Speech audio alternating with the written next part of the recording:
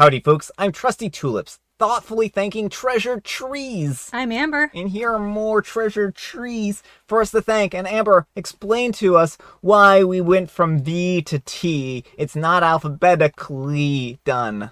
Because when I was a kid, tulips were my favorite flower, and so I wanted tulips for my day. There you have it, folks. Amber broke the alphabet for her own wicked purposes.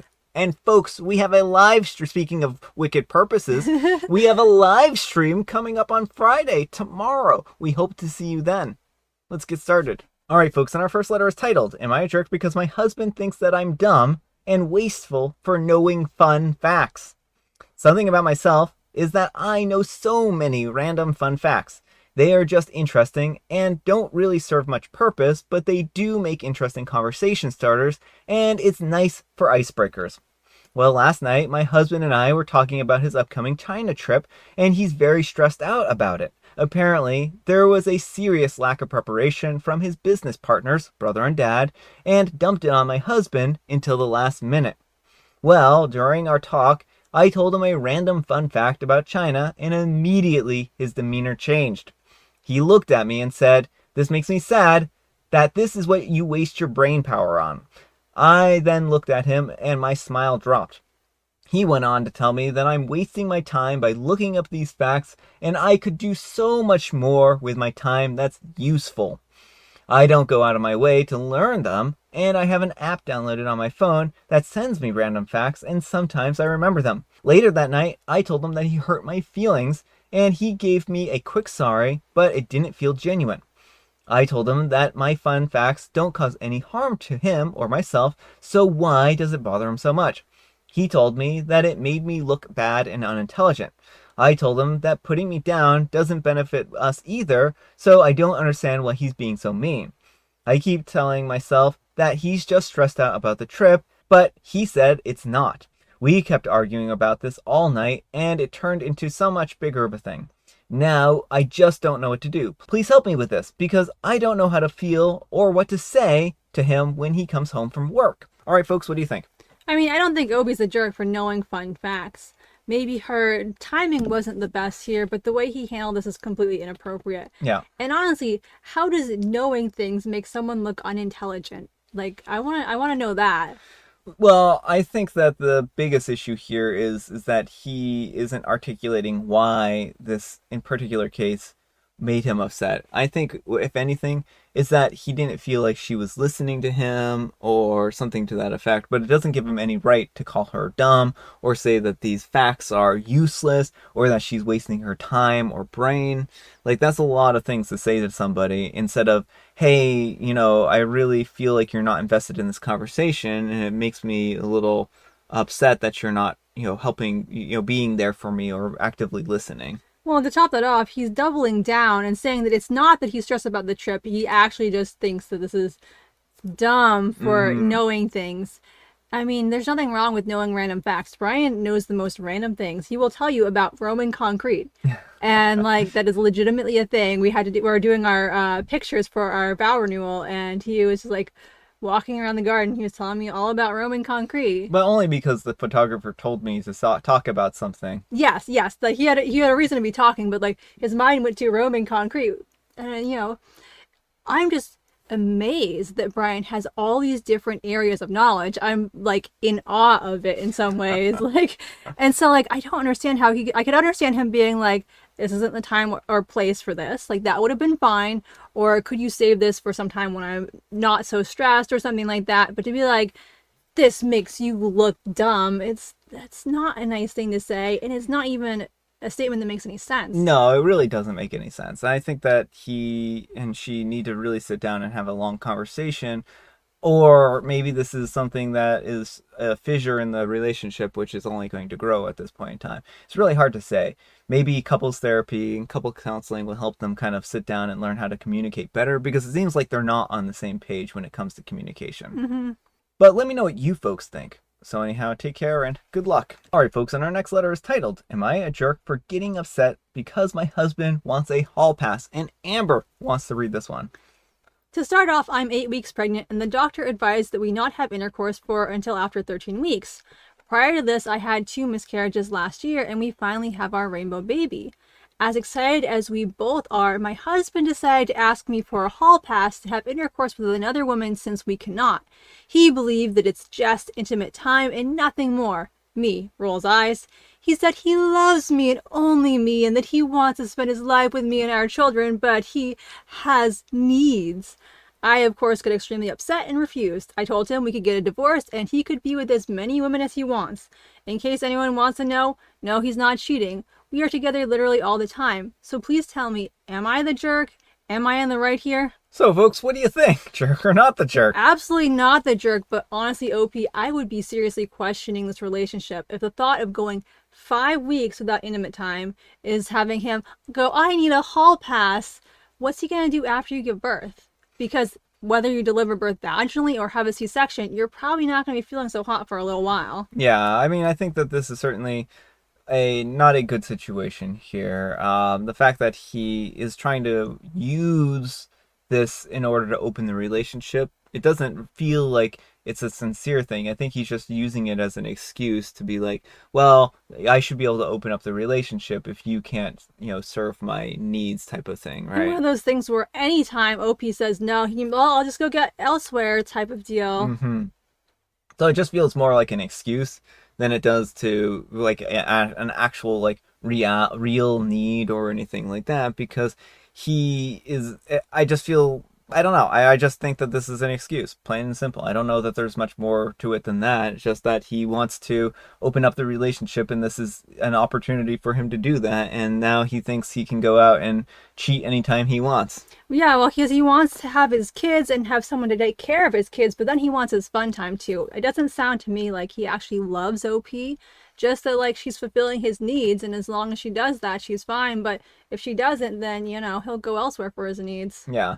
So I wouldn't be surprised if he uses this to cheat in the future and to blame her and be like, I just couldn't help myself. It was too long. And so if you had just, been able to fulfill my needs, then I wouldn't have had to cheat. And so blaming her for his, lack of character. Well, and how would he feel if he had, let's say, an appendectomy or some other surgery that had him down for a while, and OP wanted a hall pass? Would he be like, yeah, sure, I have a feeling that would not be the case? Yeah, I have a pretty strong feeling that you're right there.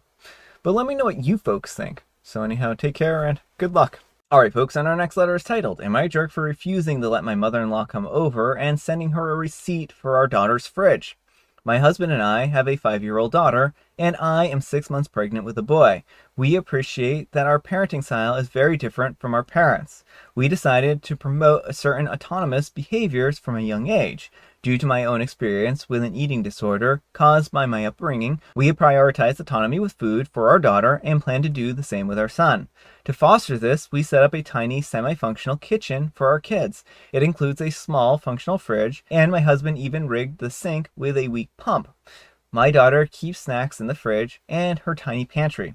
The snacks range from bananas to individual chocolates. She has the freedom to take portions whenever she wants. When she wants to cook, make a fruit salad or muesli, etc., she can do so.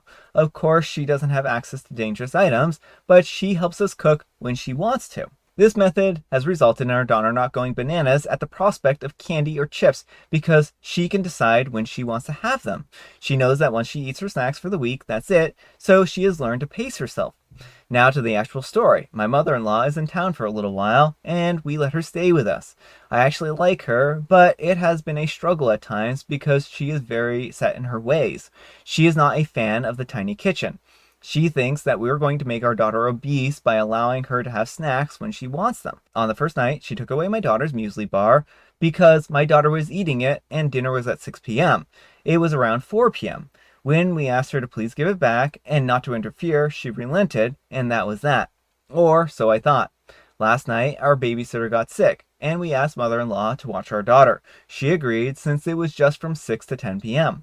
Our daughter goes to bed at 7:30 p.m., and we went out for dinner. When we returned, we found our daughter awake and crying. I went to soothe her, and my husband went to talk to his mother.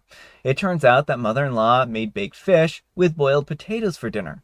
My daughter told her that she doesn't like fish because of the smell and it makes her queasy. Mother-in-law insisted that she had to eat everything on her plate, or she wouldn't be allowed to get up. Our daughter ate the potatoes and tried to eat the fish, but gagged. Mother-in-law got furious and then took the plate away and sent her to bed early.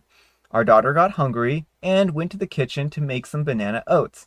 Mother-in-law heard her, took the food away, threw it out, and brought out the rest of the fish, insisting that she finish her dinner if she was hungry. Our daughter started crying, and while trying to eat, threw up at the table. Mother-in-law changed her and cleaned her up, and then that's when we came home.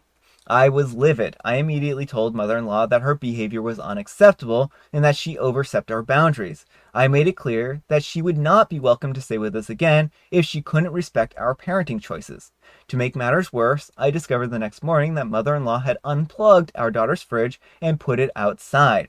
It had rained heavily overnight, and the fridge was completely ruined. When I confronted mother-in-law, she brushed it off, saying that it was for our daughter's own good and that she didn't need a fridge. Edit, the fridge is not in her room. I translated from German and put it through chat so it would be mistake-free.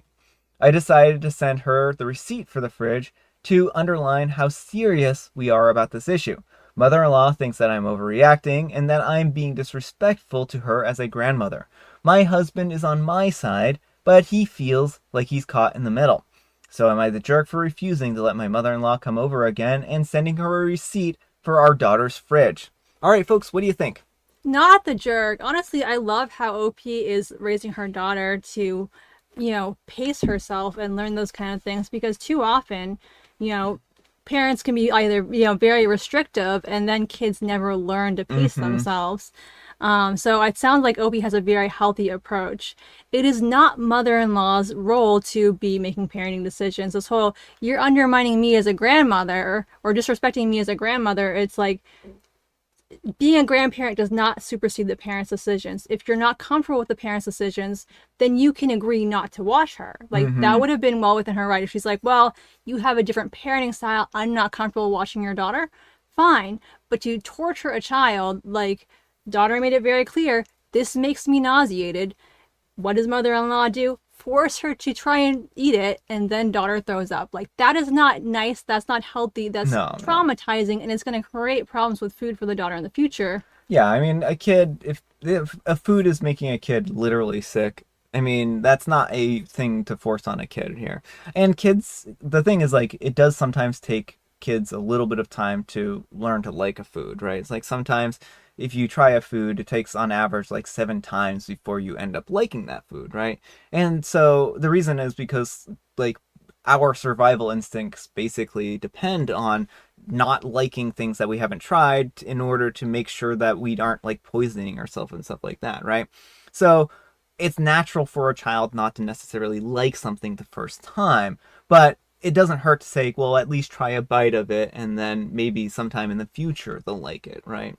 Well, and there's also a difference with sensory processing issues, because I have sensory processing issues, and there are certain foods that if I eat them more, I actually get more and more nauseated over time instead of getting, because it's a texture thing or something like that. And so if she has a really strong sensory response to smells, forcing her to sit with a fish might only exacerbate the issues and not make her more likely to eat it in the future. Yeah. And so I do think that this is a situation where the mother-in-law definitely overstepped. So no matter what, I don't think the mother-in-law was right. I think once the kid was said, they took a bite out of it, they at least tried it. Mother-in-law should have been satisfied at that point in time and just said, well, I'm sorry you didn't like it, and not forced her to try to eat the whole thing, right? And then on top of that, taking away her little kitchen and her oats and everything else. Well, destroying the property, household property right there. Yeah, of course she should be on the hook. She ruined the fridge. Yeah. So there's a lot of things that went wrong here that the mother-in-law overstepped in. And the poor kid here, I think that I wouldn't trust mother-in-law for babysitting at this point in time either, But let me know what you folks think. So anyhow, take care and good luck. All right, folks, it is tea time. Grab your beverages of choice. I've got some tea right here, and Amber, she has a joke. What did the eye doctor do on her vacation? The eye doctor saw the sights. She made a spectacle of herself. She made a spectacle of herself. That was painful. And I have licorice spice. Alright, folks, that's all the time we have for today. Thank you so much for watching. Happy Friday, Junior, folks! Happy Friday, Junior. Thanks so much to Amber for joining me today. Thank you for having me. And folks, we have a live stream coming up tomorrow. Please see the information for more details. Amber, we need some kind of moral advice and or guidance, and please have it a fun fact. All right, this is not moral advice or guidance, but if you want to know the sex of a black swallowtail, look at the spots on the back. The males have much larger yellow spots, and the females have much smaller, so they look more black overall. Well, there you go, folks. A fun fact. Useless fun fact. It's very useful if you want to identify butterflies. Thanks so much for watching, and we'll see you all tomorrow. Bye.